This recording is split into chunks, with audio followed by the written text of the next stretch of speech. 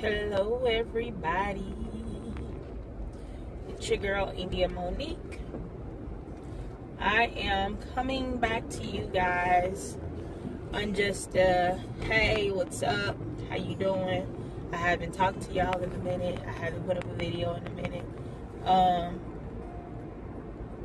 I'm guessing questions, concerns, prayers, all of those things are necessary. If you want to put some in the comments, you can. But as I was starting to talk, I started to think about a few things. I was thinking about this a little while ago, but I started to think about a few things just here recently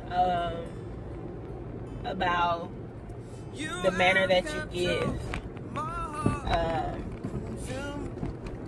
The manner that you give. My church, Kingdom Word Ministries, 3301 Cypress, Bishop Eric Morrison, First Lady and only lady, Regina R. Morrison, Regina Renee. That's my girl. That's my girl. But it's so amazing to be taught how to balance your finances, your spiritual walk, and having finances, because God's desire for us isn't for us to be broke. You see it all throughout the Bible. His desire is that we prosper in everything, in our health, our wealth, everything. So his desire for us is to prosper. And he, not to say that money is the only way that you prosper, but money is a part of prospering. Being able to take care of those natural needs and those spiritual needs, that is a way to prosper. And I'm just grateful right now for the place that Kingdom Word is in, because we are being taught that right there, financing, investments, just in knowing what to invest in, like kingdom investments, seeing how important kingdom investments are. People are we're falling into a time where sowing seeds is like obsolete. They think, it's so many people who have done these things to where I guess the pastors are doing wrong with the money. But I don't care what you do with that money after I sow that seed, because guess who's sowing the seed with the right heart? Guess who's sowing that seed with the intentions of giving it, making a sacrifice unto God. What you do, you can even look at the Bible and see where the priest, they took those sacrifices, and there were certain parts of the meat that the priests were only to eat, but there were people who were coming and they were eating up the sacrifices.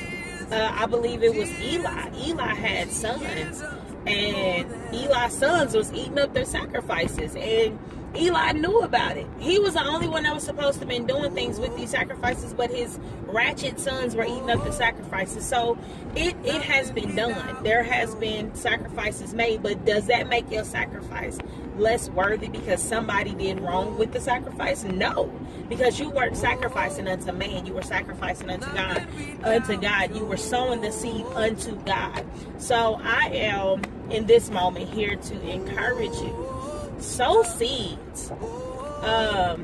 Give and it shall be given unto you, a good measure. Like that right there, that is a principle that I don't care if you're saved or not. The world uses it, and the body of Christ needs to use it too. It's one of our principles, but the world uses it like it's one of their own, and we act like we're afraid to give. What are you doing? If you see good ground, sow into that good ground.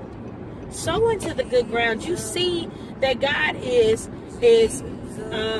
teaching through these grounds, these different pastors, these preachers, these teachers, whoever. If you see, God says to you, he speaks, he whispers in your ear, sow a seed into this man or this woman. Maybe they're of God, I don't know, but I need you to sow this seed. This is out of obedience. We ain't even sowing when it comes to obedience, let alone sowing the seed, a sacrificial seed, knowing that I need seed in the ground that needs to be watered. Most people hate the rain. And there's a song, I don't remember who sung this song, but in the beginning of the song they said, Sunday, my church, the choir in my church, they sang this song, and it says, seed only matters to those rain. It says rain only matters to those who have seeds in the ground. That is so true.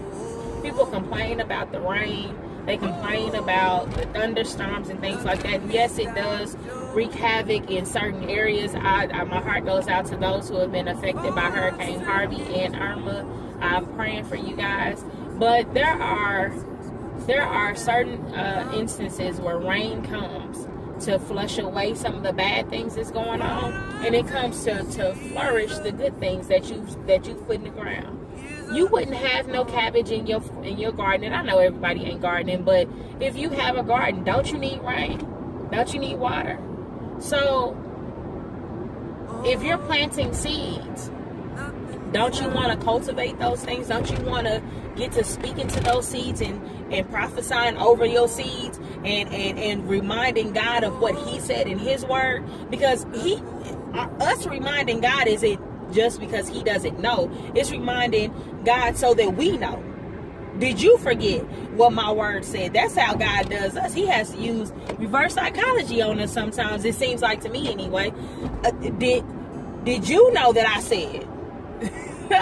And so we have to be reminded, the more seeds you have in the ground, the more harvest you're going to reap. God is the only God who can. When you sow into the kingdom, he gives it to you in multiples. He don't give it to you in the single digits. He gives it to you in the multiples. If you give $5, I can attest to this. If you give $5, God is just crazy enough to give you $5,000 off of your $5 seed.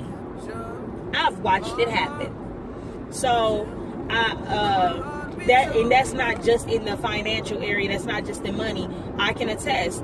I sold my house. I allowed people to live in my house for whatever amount of time they need to. I allow people to come and use my house as a safe haven. My mother did the same exact thing.